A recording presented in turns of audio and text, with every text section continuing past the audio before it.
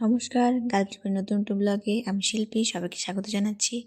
আশা করি সবাই ভালো আছেন আর আমিও খুব ভালো আছি। Welcome to turkey day 4 blog. Day 3 ব্লগটা যারা যারা দেখেছেন তারা সবাই জানেন আমি লাস্ট ইয়ার গিয়েছিলাম টার্কি। আর ডে 4-এর ব্লগ এতদিন পরে আমি আপলোড করছি, তো তার জন্য অনেক সরি, বাট সময়ই পাইনি ভিডিও এডিটিং করার জন্য। ডে 3-এর ব্লগটা শেষ করেছিলাম বুরসাতে আইবিস হোটেলে পৌঁছালাম সেখানে। ডে 4 আমাদের আইবিস হোটেল বুরসাতে শুরু হয়েছে আর এখন আমরা যাচ্ছি উলুডাগ মাউন্টেনের দিকে স্নো দেখার জন্য। আমাদের গাড়ি এখন চলেছে উলুদাগ মাউন্টেনের দিকে। পাহাড়ির আঁকাবাঁকা রাস্তার ভিউ দেখতে দেখতে আমরা চলেছি এখন উলুদাগ মাউন্টেনে স্নো দেখার জন্য। টার্কির মাউন্টেন এরিয়া আনকারা সাইডটা বললেই চলে, এখানে স্নো দেখা যায়। আর যদি কেউ হাতে বেশি একটা সময় না থাকে, ইস্তাম্বুল তার সাথে স্নো মাউন্টেন দুটোই কভার করতে চান, তাহলে আপনারা আপনাদের ইটানারিতে বুরসাটা রাখতে পারেন। স্নো আমি ভীষণভাবে পছন্দ করি, কিন্তু যে টাইমে গিয়েছিলাম মানে মে মাসের ফার্স্ট উইকে, এই সময় কিন্তু খুব একটা স্নো দেখতে পাইনি।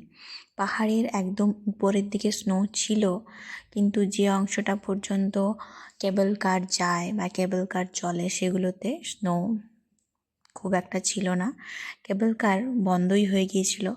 উলুডাগ মাউন্টেনের 3টে কেবল কারের স্টপেজ আছে, কিন্তু আমরা যে সময় গিয়েছিলাম সে সময় 2টো স্টপেজ অলরেডি বন্ধ হয়ে গিয়েছে, যেহেতু স্নো নেই। 3rd নাম্বার কেবল কারটা চলছিল, তাও খুব একটা স্নো ছিল না, সে কারণের জন্য আমরা আর চাপলাম না, কারণ চেপে কোনো লাভ নেই, খুব একটা ভালো ভিউ পাবো না। পায়ে হেঁটেই আশেপাশের অংশগুলো কিছুক্ষণ একটু ঘুরে দেখলাম। এই হচ্ছে উলুদাগ মাউন্টেনের কেবল কারের 3rd নাম্বার স্টপেজ।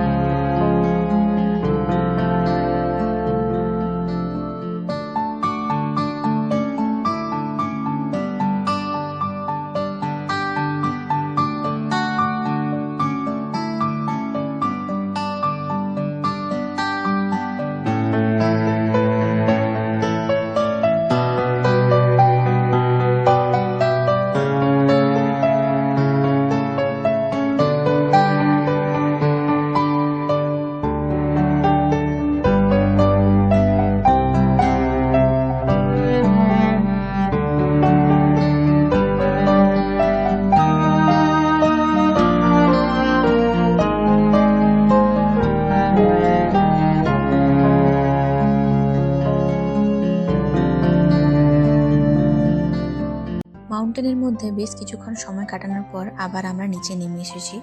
আর এতক্ষণে তো পেটে একদম খিদের আগুন জ্বলছে, তো আমরা ট্রাই করলাম টার্কিতে শর্মা। বাহরিনে অবশ্য অনেক শর্মা খেয়েছি, কিন্তু টার্কিতে শর্মা কীরকম হয় সেটা তো খেয়ে দেখতেই হয়। এখানে শর্মাগুলো কিন্তু একটু অবশ্যই আলাদা, কারণ অনেকটাই লম্বা শর্মাগুলো সাইজ। আর এই যে চিলি যে পিকেলগুলো হয়, তো এইগুলো কিন্তু টার্কিতে অনেক বেশি দেয়, সেটা আমার খুবই পছন্দ হয়েছে, খুবই ভালো লেগেছে। বাহরিনে কিন্তু এই লঙ্কাগুলো 2টি কি 3টি দেয়, মানে একটা শর্মার সাথে 2টো কি 3টে লঙ্কা দেয়। তো এইগুলো ওখানে বাটি ভর্তি করে অনেক বেশি দেয়, মানে যত খুশি খাও। এই জিনিসটা আমার খুব ভালো লেগেছে। তারপর গিয়েছিলাম বুরসার একটি ফেমাস মস্কে। এই মুহূর্তে অবশ্য নামটি আমার মনে নেই। সেখানেও একটি ড্রেস কোড ফলো করতে হয়, সেরকমভাবেই ভেতরে যাওয়া যায়। তো যেরকম ড্রেস কোড দরকার সেই মতোভাবেই আমরা ভেতরে গিয়েছিলাম। ডে 4 দিনটি ছিল অনেক বড়, অনেক কিছু করেছিলাম সেদিন, তাই এই একটি ভিডিওর মধ্যে সব কিছু বলা সম্ভব নয়। আবার একটি ডে 4 পার্ট 2 ব্লগ নিয়ে আমি খুব তাড়াতাড়ি আসবো। আজকের দিনটি এখানেই শেষ করলাম এই মস্ক ভিজিটের মাধ্যমে।